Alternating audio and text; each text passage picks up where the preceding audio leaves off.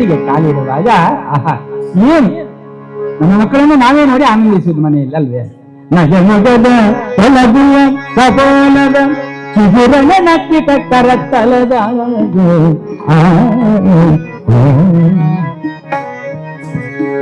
ನಗಮಗದ ತೊಲಗುವ ಕಪೋಲದ ಚಿಗುರನ ನಕ್ಕಿಟ ಕರತ್ತಲದ ಸಂಪಗೆಯ ಹೋಲುವ ನಾಸಿಕದ ಹೊಗರುಗುವ ಚಂದುತಿಯ ಹೊಗರುಗುವ ಚಂದುತಿಯ ಹೊಗಸ ಕಣ್ಣಿನ ತುಂಬಿ ಗುರುಳಿನ ಹೊಗಸ ಗಣ್ಣಿನ ತುಂಬಿ ಗುರುಳಿನ ಮಗಳ ಚೆಲುವಿಕೆಯ ನಿರೀಕ್ಷಿಸಿ ಮಗಳ ಚೆಲುವಿಕೆಯ ನಿರೀಕ್ಷಿಸಿ ಆಹಾ ಅತಿ ಚೆಲುವೆಯು ಶಶಿವದನೆ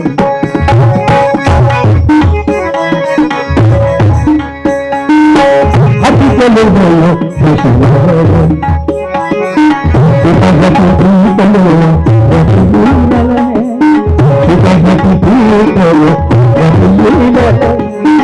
ಅತಿ ಚೆಲುವೆಯು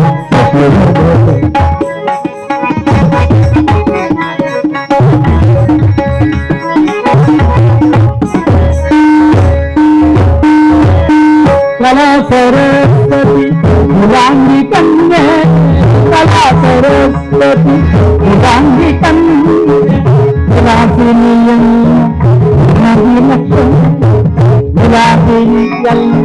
ವಿರಾಗಿ ಲಕ್ಷಣ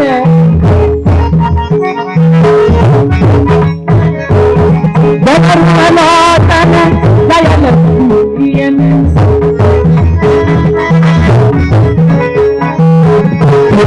ನಿರ್ಪನು ರಾಜಕಾರ್ಯದ ನಿರ್ಪನು ರಾಜ ಕಾರ್ಯದಲ್ಲಿ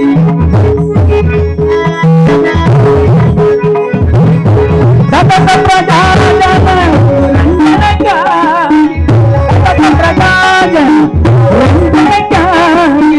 ಅತಿ ಶ್ರಮಿಸಲು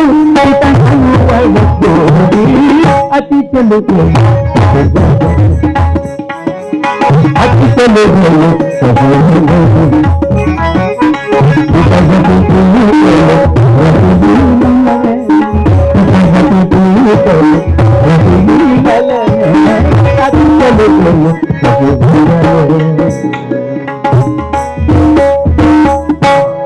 ಏನು ಸೌಂದರ್ಯ ನಮ್ಮ ಮಕ್ಕಳನ್ನು ನಾವೇ ನೋಡಿ ಆನಂದಿಸುವಂತ ಅಷ್ಟು ಚಂದ ಅಷ್ಟು ರೂಪವತಿಯಾಗಿ ಬೆಳೀತಾ ಇದ್ದಾಳಂತೆ.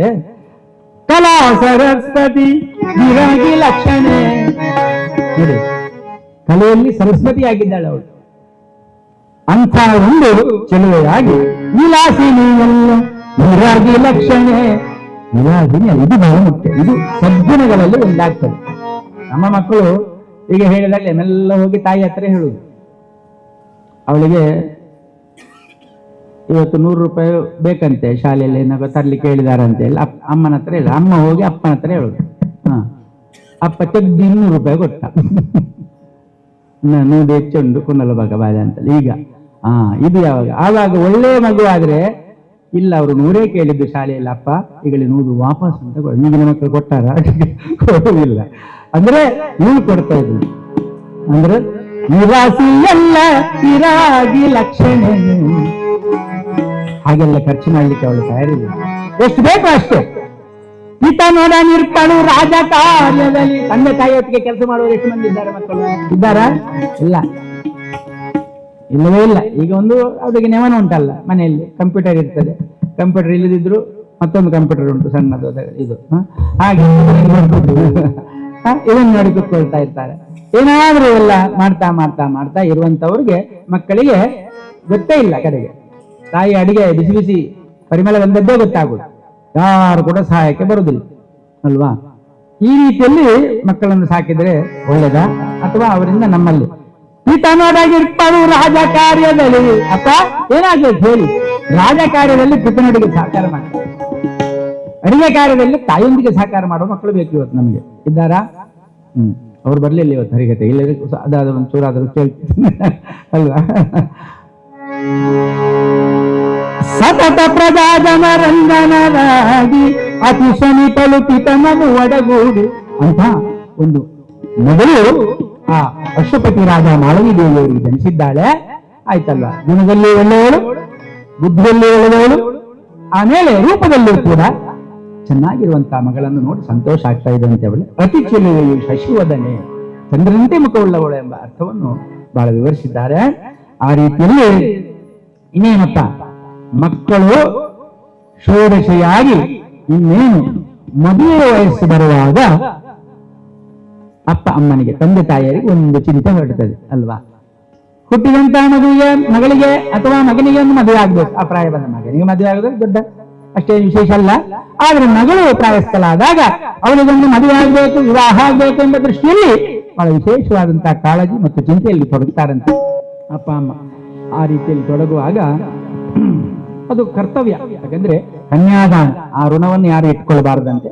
ಆ ಕನ್ಯಾದಾನ ಈಗೆಲ್ಲ ಅವರವರೇ ಮದುವೆ ಮಾಡ್ಕೊಳ್ತಾರೆ ಬಿಡಿ, ಅದು ಅವರವರೇ ನೋಡಿಕೊಂಡು ಅವರವರೇ ಮದುವೆ ಮಾಡಿಕೊಂಡು ಕಡೆಗೆ ಕರ್ಕೊಂಡು ಬಂದದ್ದೇ ಗೊತ್ತು ಮನೆಗೆ ಅಲ್ವಾ.